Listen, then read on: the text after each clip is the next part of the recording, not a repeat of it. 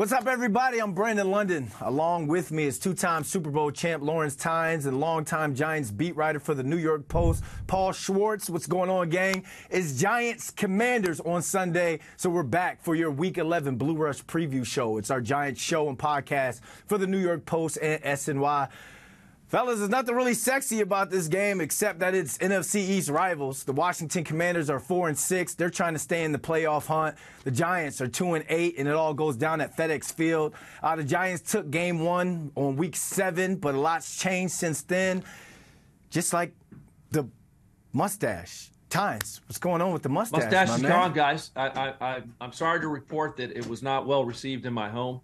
I was told multiple times to change it or, get out. So I chose the what's that called? The ladder? I don't even know if I'm saying that properly, but I chose to cut it off and get back to my roots and bringing back some New York love for all those fans that watch our show. This is happier memories, Super Bowl 42. Picture jersey, not the authentic one. But this is a team the Giants have traditionally beat. Daniel Jones is not playing against them, so we'll see what the young Tommy DeVito does as he heads down to D.C. to play these Commanders.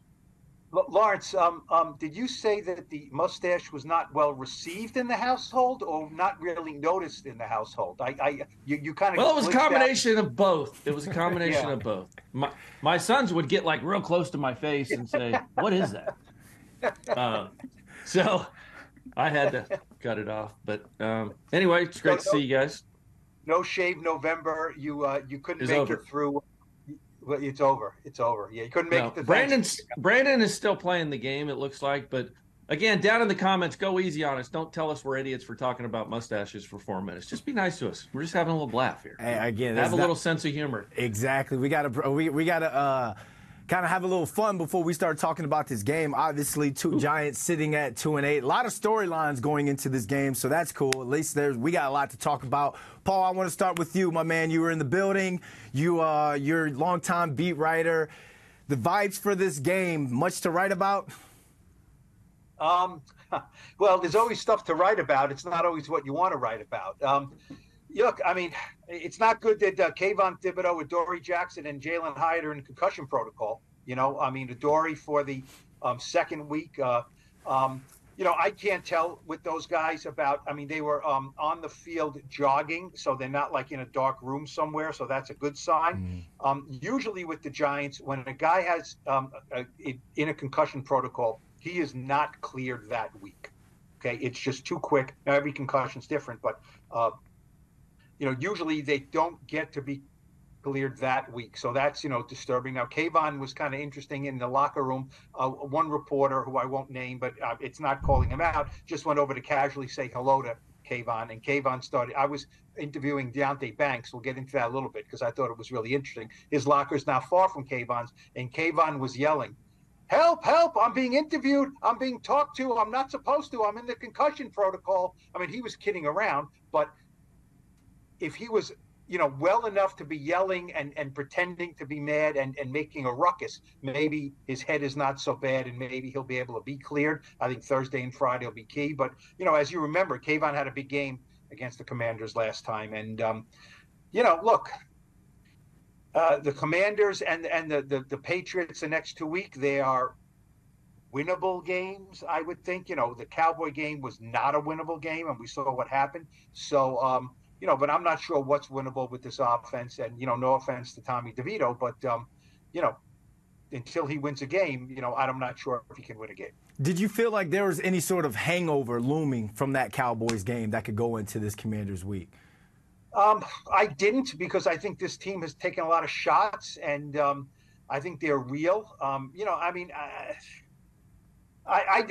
don't. I mean, I think Daboll has a handle on this team. I really do. I think there's enough young guys on the team and enough new guys on the team. So this, like what Dexter Lawrence is feeling and what Andrew Thomas is feeling. I mean, those guys look like they're, they've been bludgeoned a little bit. But, a guy like Deonte Banks, a rookie, Bobby Okereke's new on the scene.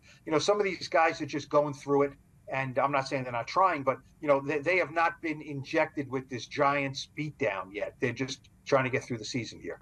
Paul, we haven't been able to talk to you since after the game. We want to get your take on something that's been trending throughout the week. And Tynes, jump in when you want to. The whole Dexter Lawrence situation, not talking to reporters, and then comes out saying he was there with the family. You were there. I even heard you. I heard your voice on the Zoom call when you were talking to him with a follow-up question. Kind of give your thoughts on it all, man, because you're a guy that players will talk to, players do respect. So I kind of want to get your thoughts on that entire situation.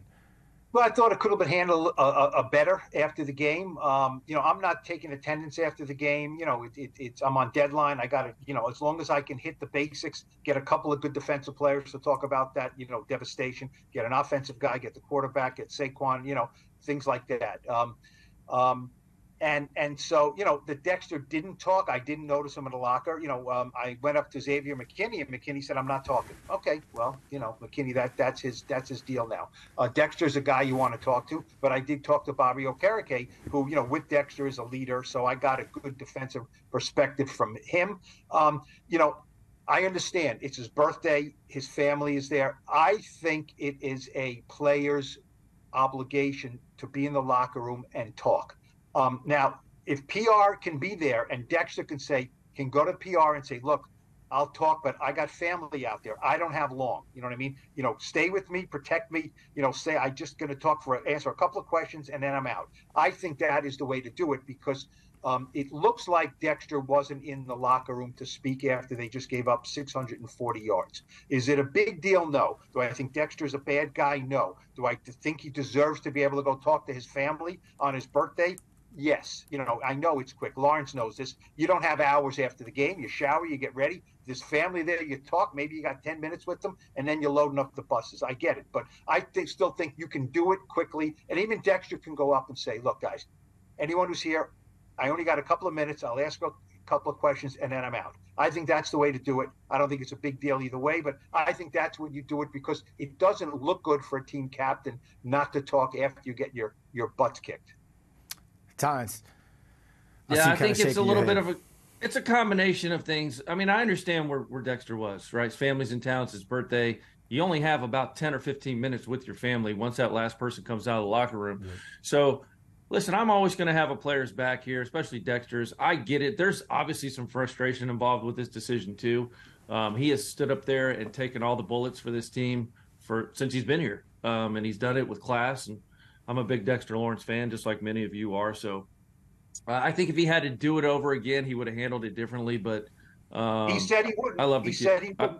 I know. Okay, well, listen, that's still him being frustrated by the way some people attacked him. And I'm not going to pile on here on Dexter Lawrence. I mean, he's a player. He's a leader. He's done a lot of great things for this team. And obviously in the locker room, he's spoken up most of the time. So, but he knows he has an obligation to the media. I truly understand that. Having played and had a locker, as you know, Paul, right next to Eli Manning for 6 years, we were locker neighbors.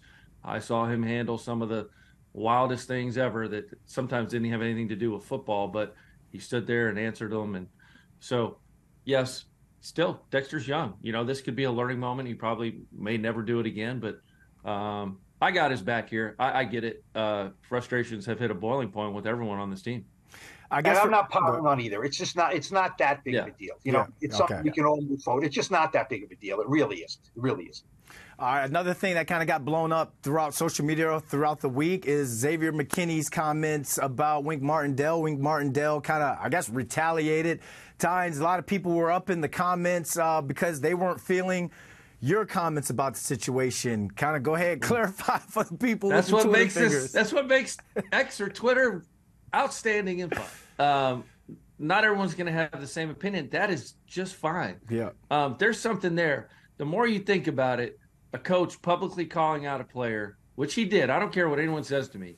You don't ever say things you said like he said. You can just say, me and Xavier talked, and that's it. That's what Dave says. In-house is in-house. And I just thought he went a little too far and voiced that. I think he went a little too far in how he explained what he and Xavier had talked about. And I thought he should have kept that in-house. So really, there's nothing else to say about this story. We'll just move on. But I truly do think players are going to hold that against Wink Martindale. Yeah, and I mean, I kind of agree with you after you really broke it down like that, because when the press were asking Wink about the heated conversation he had with Brian Daboll, he didn't allude to anything, the details of that type of conversation. So I'm wondering, Paul, do you feel as though both players and coaches are really feeling it when it comes to these losses? Are things starting to unravel, in your opinion, from what you see? Well, I think unravel is a strong word. A couple of us went to Xavier McKinney Wednesday after practice, and I think this is where it gets silly. He just said, "I'm not talking the rest of the season." He said, "It's nothing against you guys. It's all love, but I'm not talking the rest of the season." Now that's just plain silly. You know what I mean? He's a team captain. He doesn't have a contract for next year. I mean, why are you not talking for the rest of the season? Were you misquoted? I mean, no one said you were misquoted. Did the defensive coordinator come down hard on you in public? Yeah, you did. But why are you not talking? I mean, talk football. Because he doesn't want to say something that you know why. That's why he's not talking, because something's going to come out. We know how Pat. It doesn't make sense. It doesn't. But it just goes to show you there's something going on in there. You can see it. You can feel it. I'm a former player. I can see it. I can feel it. There is something going on. It may not come out in week 12. It may not come out in the bye week, but it is going to come out at the end of the season. You watch. There is something going on that side of the ball. It's not on the offensive side of the ball. It's on the defensive side of the ball. Here's one thing. When you first said that, I was surprised when I heard you say, "Look, Wink should," because you're usually a guy who you're a team guy, and you say when you say something wrong, you got called out. You shouldn't do that. And you took the other tack, which is fine. You're a player sticking up for a player. Now, Brian Daboll doesn't do that, right? Doesn't do that. And we criticize him, or I criticize him sometimes, because come on, Brian, you're not saying anything. Fine. So his philosophy is, I protect my players. Okay. Wink did not do that, right? Wink, I think, made a moderate story into a bigger story. I thought Wink made it a little too much about himself. A little too much about himself. And Thank you. I was hurt by this, he said. I was hurt by this. Now, and I went to check with the other players to see, am I not having a communication? Wink wants to be a head coach, right? And he doesn't need the reputation out there that my players are turning on me and I'm not listening to them. But also, no player backed up Xavier McKinney. No player said, you know what, the communication can't. This was a one-off. And Wink explained it. There's one coverage that they had a discussion about. So he made a moderate story into a bigger story. Xavier should still talk. Maybe Wink should have probably said a little bit and then zipped his lip. Yeah, but one more thing. Xavier McKinney is a fantastic player. And I just don't think that he's being used the right way. And he's obviously a very smart, intelligent young man. But here's the biggest problem with this Wink Martindale comment. And here we are talking about it the second week. You can't say we have safe rooms and we have these open rooms where we talk about everything on Fridays, whatever the hell day it is. And then in the next breath, go out there and publicly execute one of your players. That's what he did. So don't have a safe room. Don't be the victim. And don't put your player on blast. That's all I'm saying. I didn't like it. I don't like it.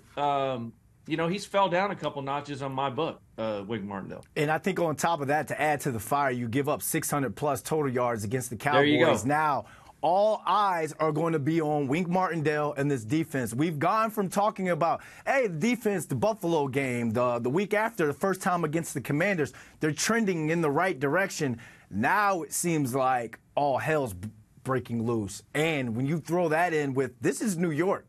Fans are upset. People are going to look for what's entertaining and what to talk about. People can look at this game and be like, oh, it's just the 4-6 Commanders versus the 2-8 Giants. No, there's a lot of people are playing for a lot of stuff, regardless of players Absolutely. And coaches. So now, Tynes, I don't think you're wrong for that, for people to kind of keep an eye on how the defense comes out and performs, not only performance, but how they play for Wink Martindale. Everything's going to be scrutinized this game. And I think another thing for me, one thing that I'm looking at, because there's no reason to get into X's and O's. Scary Terry versus Tay Banks, we've seen it already. I think one thing I'm looking at, if we're looking at putting Wink Martindale under a microscope, I think it's time for Mike Kafka to kind of be put under a microscope, because if you look at it, he and Eric Bieniemy are from the same Andy Reid coaching tree. EB was the offense coordinator. Kafka was the quarterback's coach. They both had Patrick Mahomes. Mike Kafka was getting head coaching jobs last year after Daniel Jones only threw 15 touchdowns, and he was the first-time offensive coordinator.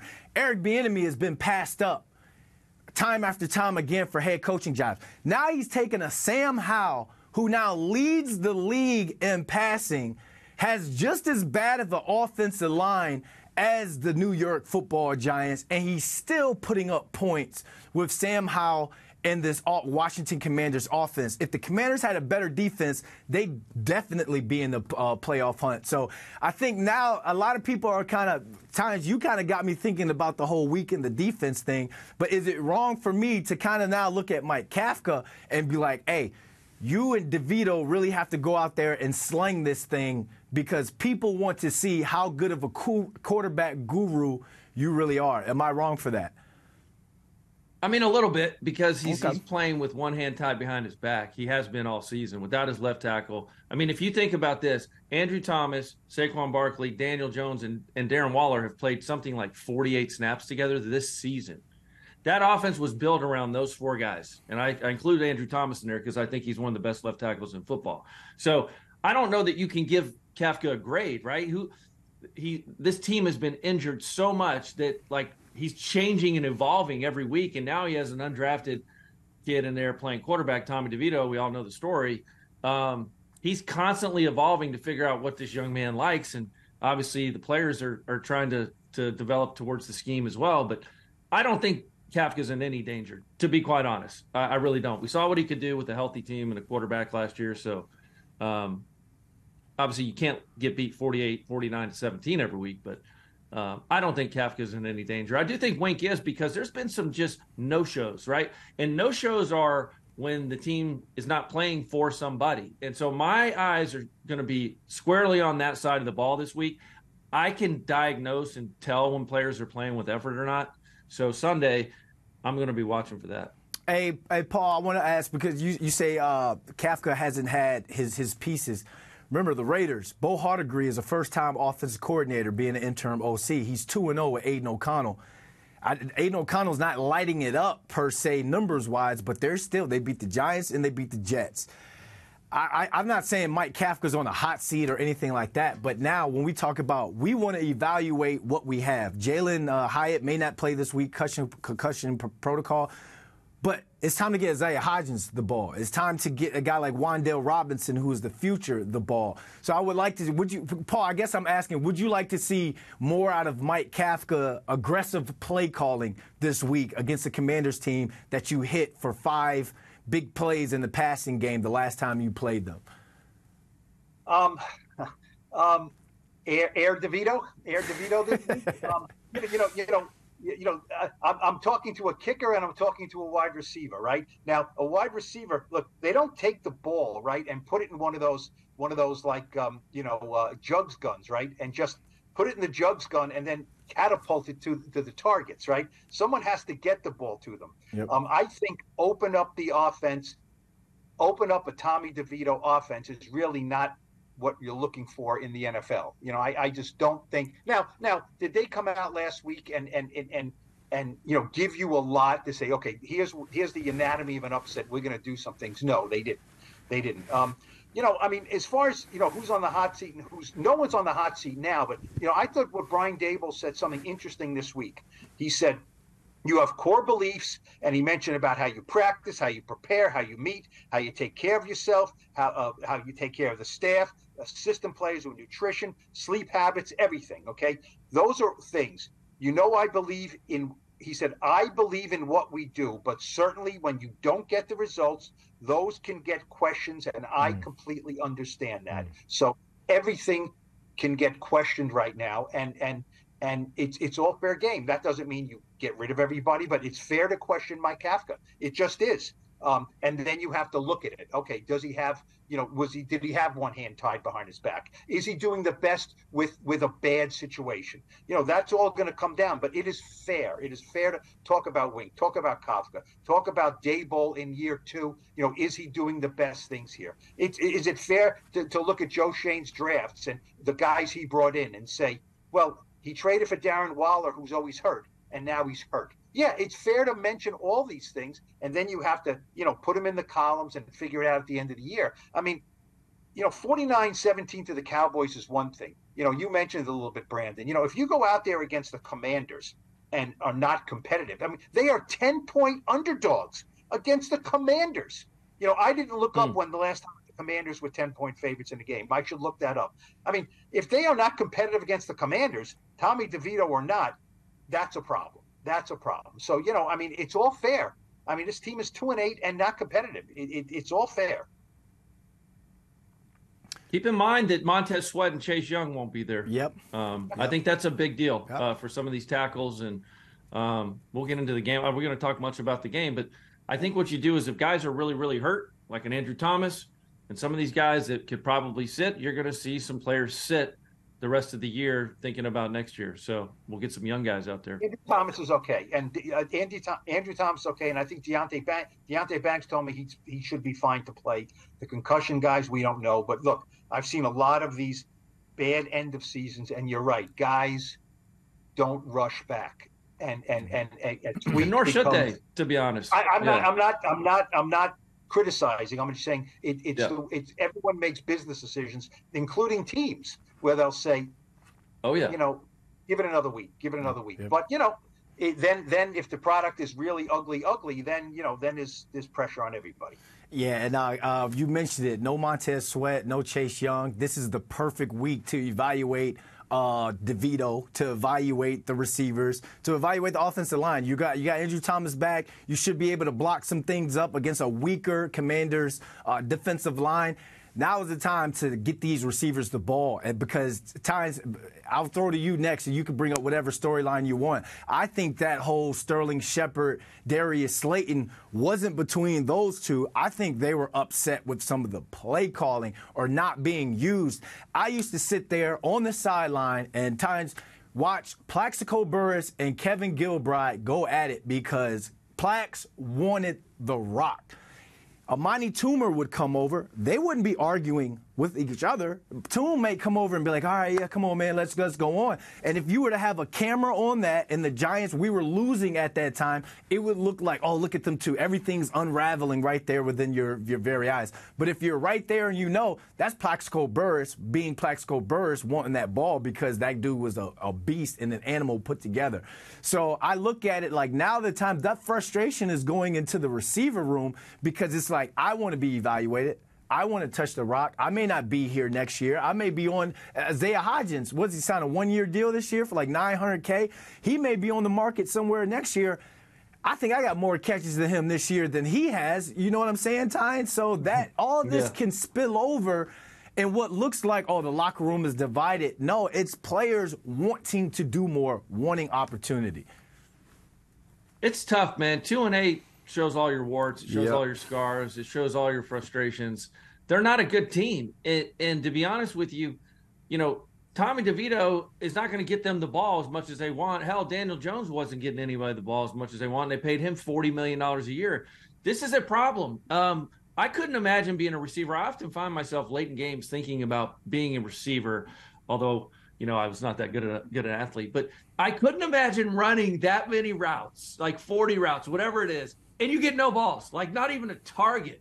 I don't know how you guys do it. I really don't think people take that into consideration. Think of all I always say, like you say, Brandon, it's called getting some cardio. They're getting cardio. Yep. The Giants receivers are like a cross-country team. They're just doing short little bursts. They don't get the ball. So these guys are frustrated as hell. I couldn't imagine, hey, go run 78 times and then I may throw you the football. Could you imagine? Oh, man. And just think, you run that route, the ball's thrown out of bounds, and then you got a DB and you're doing the little seatbelt thing. You got to hear that. So that gets to you. It does. And so this is going to continue. Hopefully they can change it up. But if you watch how defenses are playing the Giants, they're just playing them just a little bit of off man. jumping routes. There's not enough time to do a lot. So until Tommy, and I think Tommy DeVito can against maybe some teams in our weight class, maybe this is the week where he can get some shots. But yeah, it's a bad deal. So it's just a bad deal. 7 games left. This is going to be ugly. Paul, we've heard everything from Brian Daboll trying to keep this team together, trying to keep that locker room intact. You think we're going to hear from Joe Schoen and even Mr. Mara anytime soon? Joe Schoen will speak at the bye week. Don't forget the Giants haven't had their bye week yet. It's unbelievable, isn't it? The Giants haven't had their bye week and haven't played the Eagles yet. It's like, it seems, it's almost Thanksgiving. So Joe Schoen will speak at the bye week. That's his thing. You know what I mean? He doesn't believe in speaking during the season. 3/4 of a season worth of questions will be all filed away. And, Joe Schoen is going to be hit with a battery of questions. And rightly so. That's what, he's going to have to answer it. John Mara is not speaking up anytime soon. I don't believe, he's not certainly coming out and giving anyone a vote of confidence right now, even though I don't think the head coach is, or the GM certainly are going to be fired. But, it's just not appropriate to give a vote of confidence right now. But they will speak. You mentioned, one thing I wanted to ask you guys, which I thought was interesting from the Cowboy game and from two guys who were players. At the end of the game, right, the Giants got the ball with 2 minutes to go, right? Tommy DeVito's in the game. They called 3 timeouts. The Giants called 3 timeouts in the last minute, right? Getting them down the field, playing it like the game is on the line, right? And Tommy DeVito finally throws a touchdown pass to Sterling Shepard. Now, some people I know were rolling their eyes and saying, the Cowboys are playing at backups. And I think that's a sign that, first of all, Daboll's not quitting on the game. And also, it has to help DeVito into this next game. Daniel Bellinger caught a 26-yard pass. Would you guys look at that and say, just freaking end the game? Or do you think that was a good thing that they did? They're playing it like, this is the playoff game here. We're going 75 yards. We're calling timeouts. It was interesting to me at the least. What do you guys think of that as former players? I think it was great because if you're a receiver, I want my catches. I ain't had a catch since week 7. So yeah, I want to stay in the game. Plus, that's the quarterback going forward, unless he's just terrible or gets injured. So you got to get your reps. You got to get your timing down with this guy. So it's one thing doing routes on air in practice, but then now it's another thing. I'm actually getting game reps with a Tommy DeVito. Hey, I'm breaking my out at 8 instead of taking it to 10 on this one because of the blitz. You guys got to get on the same page. So, I like the way Brian Daboll did that. He caught some flack for that, the first Cowboys game. But now this is a new quarterback. You got to get this guy as many reps and touches as you can. So I'm all for that. Plus, again, like I said, a lot of these guys, I don't believe we have a guy over 20 catches on the season. So any 1-2 catch, whatever fantasy team you're on, you got them plus what? Well, the best thing to do at the end of those games, is just kind of line up and get, maybe a field goal in late. I just think you should really get the leg working out, get the leg in, get a nice field goal, just get the stats padded. But I love that Tommy DeVito got to get some plays. Yep. And to hell to, what's his name, Mike McCarthy, going for it late in the game. Remember that, Giants fans, make notes. He's still pissed off about the 07 and 11 playoffs. The man was up 49-10 or something, going for it. I felt that as a former player. I'm sure Daboll made a note of that. Daboll has every right to get his team some reps, especially Tommy DeVito, a young player. Get Sterling Shepard out there, who, by the way, Sterling Shepard should see more reps, just my opinion. Yep. The way he gets off the ball and the way he works, I would love to see more of him down the stretch, and I know he's an older player. I don't give a damn. I think he's better than some of the guys that play. Yep. So, but yes, absolutely 100% right. Young man, get him reps. I don't care, backups in the NFL. They're NFL players. Really quick, fellas, I got a question for you guys, then we'll run through the prop bets. The fact that Mike McCarthy went for it, does that now show you that the Dallas Cowboys do not respect the New York Football Giants? They look at them as little brother. They shouldn't respect them. Respect is, they shouldn't fear them, certainly. They have their number. They beat them, they beat them 40-0, and it was 28-0 at halftime, right?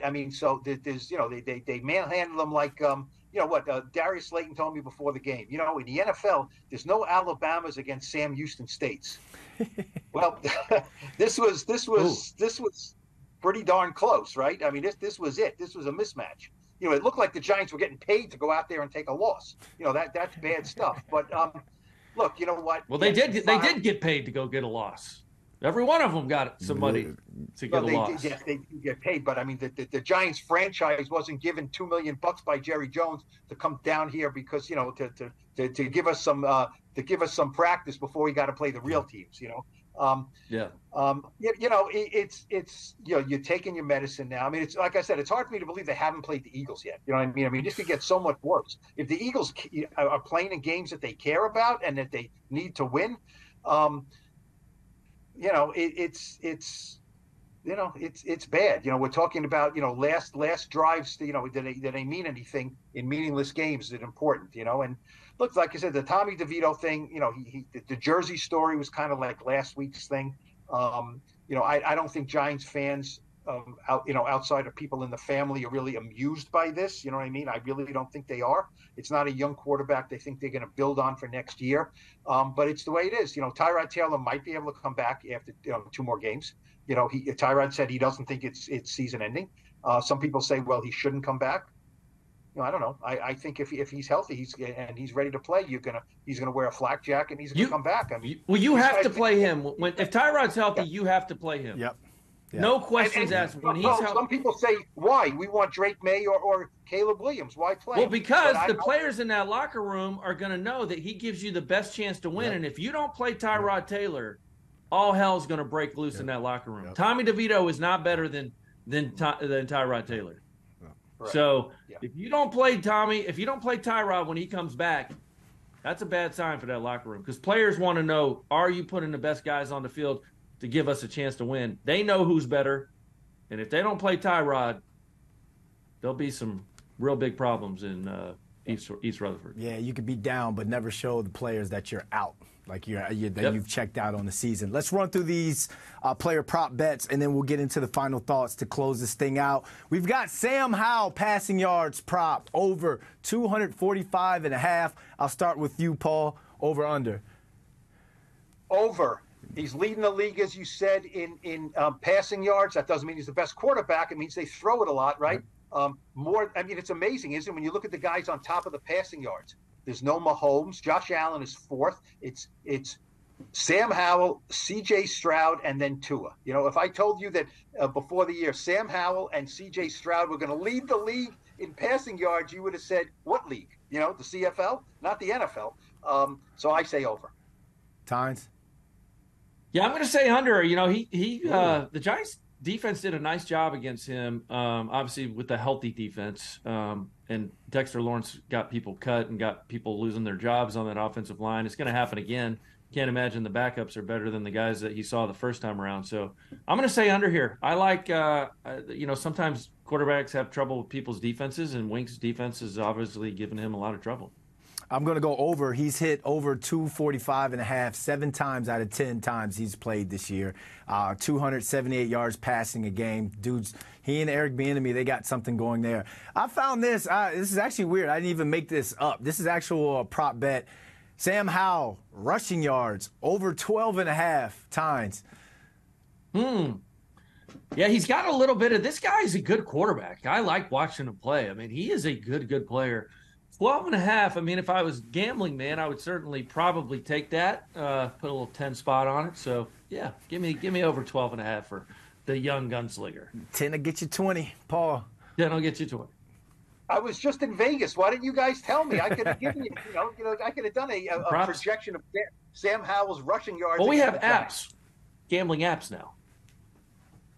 We don't have to go to Vegas. Yeah, I understand. I'm not a betting man. I'd say over. I mean, he averages 5.5 yards. I mean, that's 2 rushes, right? You know what's going to happen? He's going to have 14 rushing yards, and then they're going to take 3 kneel downs at the end of the game. That's what happens. That's the better, right? That happens a lot. Yeah. It's 14 the game, it's over, and it's going to be -1, -1, -1. He's going to end with 11 or 12, and you're going to lose your money. That's the way it is. But I'll say over. I'm going to go over as well. I seen Wink going back to that cover 0. He's just going to have to be running around a lot. I see him making some plays with his feet. Here's a guy we didn't talk about or mention the entire show. Saquon Barkley, rushing yards, over under 63.5. Paul. Over. Tommy DeVito is the quarterback. Over. They want to run the ball. Over. And look, Saquon doesn't have a contract for next year, and he is getting a lot of wear and tear, a lot of tread on those tires, right? And it's tough. I mean, when he looked upset on that 4th and 3 where they ran him into the center of the line, it's like, guys, give me something a little better than that, right? But the Giants' offensive line is blocking better. The 2 guys on the edges are not there. The 2 guys in the middle, I think they're going to try to get to the edges. So I say Saquon goes over. He's just going to have a lot of carries, I think. Yeah, I'm going to go over as well. If you think about it, 7 games left, fellas, and we were talking about how guys can be making business decisions later on in the season. He may have 3 games left as a New York Football Giant this particular year. So I see him heavy with the carries at least for another 3 games, and then you kind of just see where he's at or where this team is at to close out the season. Tynes, Saquon over 63.5. Yeah, we're agreeing too much here, guys. I'm going to say over. Both those ends are gone. I think, like Paul said, the offensive line for the Giants is much healthier. So, yeah, give me the over here. I'm going to stay with you. Tommy DeVito, completions over 20 yards. Big play, 2.5 over under. Man, 2.5 for the young, home-living Tommy DeVito NFL quarterback, chicken parm. Yeah, I'll go 2. I'll give him a couple. I'll give him 3 for Tommy DeVito. I think they're there. Yeah, give me over here for Tommy DeVito. Sadly, I'm going to go under on this one. They got to show it. Let him sling it. But I think they're going to be or have conservative calls for him again this game. Paul. Lawrence, you got to do your homework. See, this is why you're not a reporter. Tommy DeVito never said chicken parm. He said chicken cutlets. Okay, so let's not go spreading that there was chicken parm. Our esteemed colleague Jake Brown loves chicken parm, so that's why I'm always thinking about chicken parm.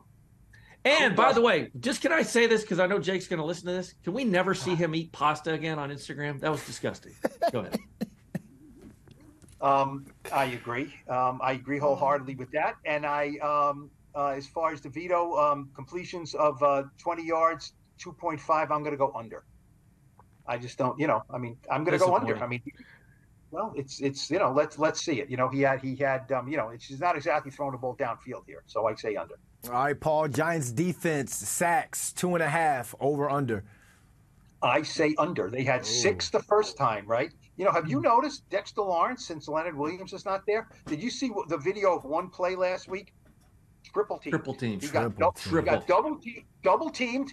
He split it, and then there was another guy there waiting for him, okay? And he still, I don't think it goes down as a pressure or a hurry, but he was moving forward, and then Dak Prescott got the ball away. So, A'Shawn Robinson is not that kind of pocket pusher that Leonard was. Leonard was a selfless player in that regard. He mentioned that Wink, he's doing a lot of the dirty work, and, he's not going to get a lot of the stats. Leonard Williams is not there anymore, so Dexter had 2 sacks last game. I don't see that this game. Kayvon had 1.5. Does he play or doesn't he play? So I say under. I'm going to go over on this one. And that video for Dexter Lawrence, I wouldn't be talking to the press after that anyway. I did my job. But I'm going to go over on this one. Hopefully, Azeez, if he's playing, I would like Azeez Ojulari to have 2 sacks on this one. He's got to come out. He's got to put some stats up on the board for this Giants defense this year. Tynes? I'll go over. 6 last game. Azeez is back. Azeez, I don't believe he even played in that game, did he? Maybe he did. But, yeah, I think they can get after him. Wink will switch it up a little bit on defense, so give me the over. Last but not least, total game points is at 37, depending on what sports book you're watching. Paul, go ahead. Go into your final thoughts. I'll go, and then Tynes, you'll give us the over-under, and you'll kick us home. It's a low number. That is a low number, and I'm going under. I'm just, I mean, they got to 17 last game, right? It was, I think was 17 their second highest point total. Second highest. Second highest.